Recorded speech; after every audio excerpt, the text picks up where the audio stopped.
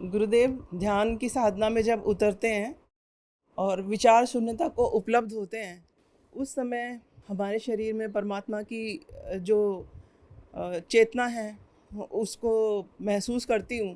तो एक प्रश्न बाद में मेरे मन में आता है कि भगवान कृष्ण कहते हैं कि अंतमता सुगता, जीवन के अंतिम क्षण में जो मुझे ध्याता है, जो मुझे याद करता है वो मुझे उपलब्ध होता है। लेकिन हम ध्यान में जब उतरते हैं तब तो कोई चित्र ना होता, ध्यान में ना कोई आकांक्षा होती है, बस सिर्फ मौन होता है, शून्य होता है। तो जीवन के उन अंतिम क्षणों में फिर हम कोई चित्र लाएं, किसी गुरु को लाएं या किसी देवी देवता को लाएं, इसमें एक असमंजस मन में आ जाता है।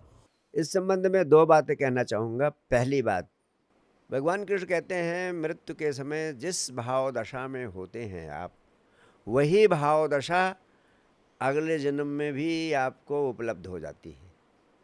यानी मृत्यु के समय आप अगर परमात्मा के स्मरण में मग्न हैं, तो नया जन्म लेते ही वहीं से आप शुरू करते हैं।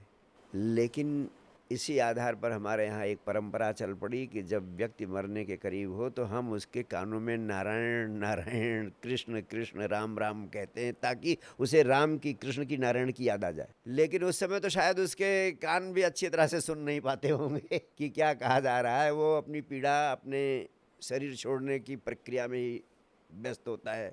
उस समय आप कान में क्या कहते हो वो सब सारा अर्थहीन है। पहली बात, भगवान कृष्ण कहते हैं कि मृत्यु सैया पर जब आप होते हैं, उस समय जिस भावदशा में होते हैं, उस समय आप किस भावदशा में हो सकते हैं। जिंदगी भर जो जीवन आपने जिया है, जो विचार, जो भावनाएं, जो जीवन जिसमें आप उस समय होते हैं, मृत्यु तो उसी का कल्मिनेशन है, उसी की पराकाष्ठा है।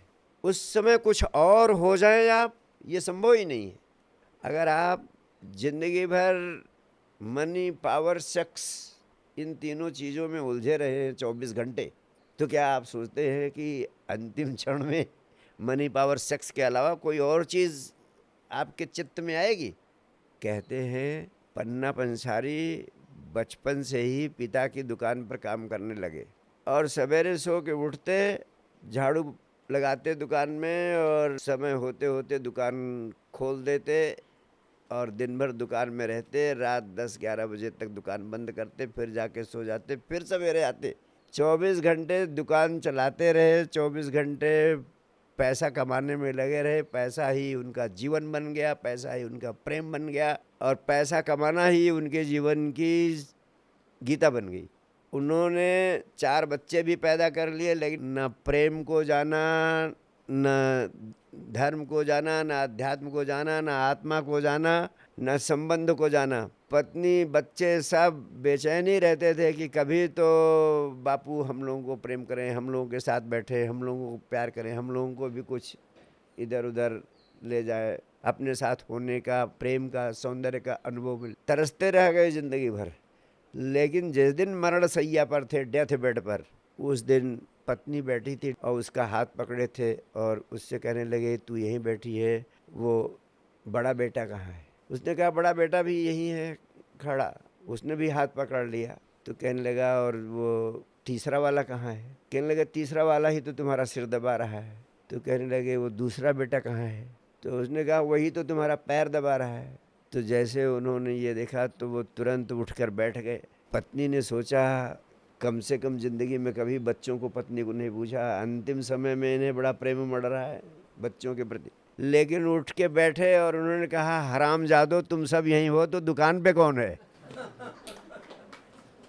यानी ज़िंदगी भर दुकान और पैसा करते रहे तो वही दुकान और पैसा ही तो अंतिम क्षण में भी याद आ रहा है, प्रेम नहीं याद आ सकता उस समय। तो ज़िंदगी भर जो आप करते हैं उसी का कल्मिनेशन, उसी का शीर्ष आपको मृत्यु सैया पर उपलब्ध होता है। तो जब भगवान कृष्ण कहते हैं कि मृत्यु के क्षण में जो स्मरण करेगा जिस चीज़ का, तो मृत्यु के क्षण में जिस चीज़ का स्मरण करना है आपको, उसे अभी से शुरू करना पड़ता है, उसका स्मरण रह पाएगा, नहीं तो किसी अन्य चीज़ का स्मरण नहीं आएगा। इसलिए अभ्यासेरु तु कौन्तेय, उसका अभ्यास अभी से करो। और आपने पूछा कि ध्यान में तो हम विचार शून्य होते हैं, किसी का स्मरण होता ही नहीं है।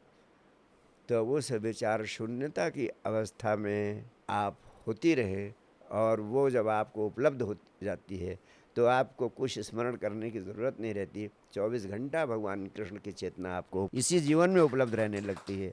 अगले जीवन की बात ही न करो आप। बहुत बहुत प्यार, बहुत बहुत आशीर्वाद।